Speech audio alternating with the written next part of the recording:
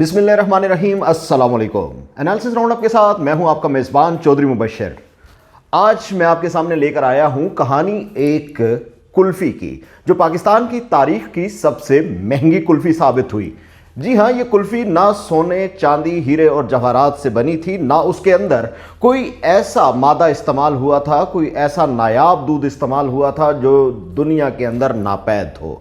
ये कुल्फ़ी इस्लामाबाद की एक मार्केट से ख़रीदी गई और एक आम सी कुल्फ़ी थी, लेकिन ये कुल्फ़ी पाकिस्तान की तारीख़ की सबसे महंगी कुल्फ़ी साबित हुई।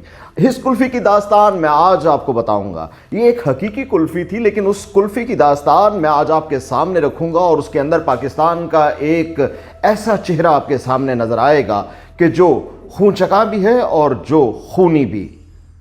लेकिन इस कुल्फ़ी की दास्तान से पहले मैं आपको बताता हूं, यह साल था 2007। जनरल परवेज़ मुशर्रफ का सूरज निस्फ़ुन निहार पर था।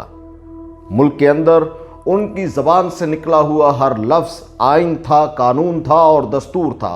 वो खुद ही कानून थे और वो खुद ही अदालत। पाकिस्तान के अंदर हालात दिन ब दिन उनके मुखालिफ होते चले जा रहे थे।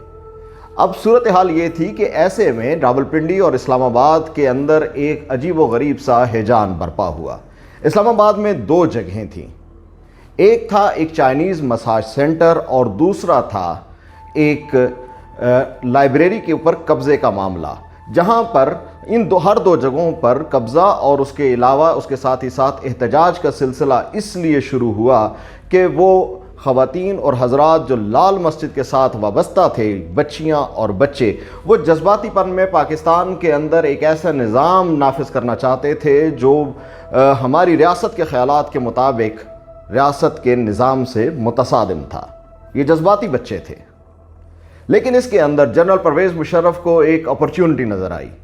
वो दुनिया भर के अंदर एक अपना ऐसा चेहरा दिखाना चाहते थे कि वो पाकिस्तान के अंदर उन बुनियाद परस्तों के रास्ते में रुकावट हैं। अगर वो लोग बरसर इक़्तिदार आ गए तो ना सिर्फ पाकिस्तान बुनियाद परस्तों की जन्नत बन जाएगा, बल्कि उसके साथ ही साथ दुनिया भर के लिए भी एक ख़तरा साबित होगा। उन्होंने दुनिया को ये बावर कराने के लिए इन लोगों को बज़ौर ताकत रोकने का फ़ैसला किया।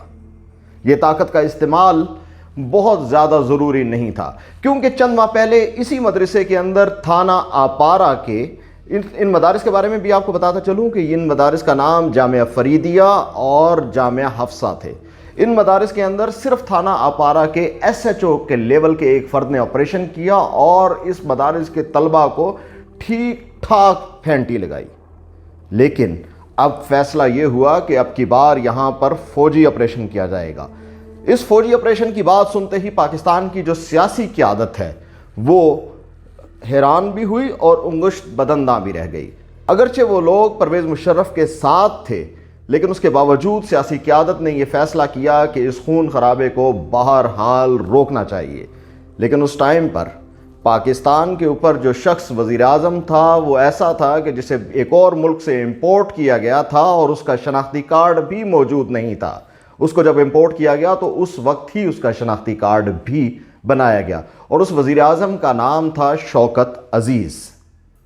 आप सोच रहे होंगे कि इसके सारे कहानी के अंदर कुल्फ़ी कहाँ गई?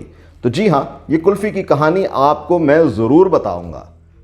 दोबारा चलते हैं लाल मस्जिद की जानिब। लाल मस्जिद ऑपरेशन का आगाज़ हुआ ही चाहता था, लेकिन चौधरी शुजात हुसैन, इजाज़ुल हक, समिया राहील काजी और इस तरह दीगर उलमाए कराम मिलकर इसको रोकने की कोशिश कर रहे थे। लाल मस्जिद की इंतज़ामिया की जानिब से भी कुछ लचक दिखाई गई। ऑपरेशन का अगरचा हुक्म दे दिया गया था, लेकिन अभी ऑपरेशन शुरू नहीं हुआ था। चौधरी शुजात हुसैन की क़यादत में एक वफ़द उधर मिलता रहा और आता और जाता रहा।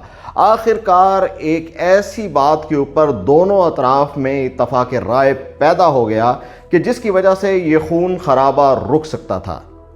चौधरी शुजात हुसैन बहुत खुश हुए। चौधरी शुजात हुसैन ने एक फ़ोन किया और वो फ़ोन था उस वक्त के वज़ीर आज़म जनाब शौकत अजीज़ साहब के नाम। उन्होंने कहा कि ऑपरेशन को रोक दीजिए, क्योंकि अब लाल मस्जिद के तलबा व तालिबात और उनकी क़यादत हमारे साथ एक मुआहदे पर आने के लिए तैयार हैं। शौकत अजीज़ ने कहा, अब आपने बहुत देर कर दी। चौधरी शुजात हुसैन हैरान हुए कि देर किस बात की।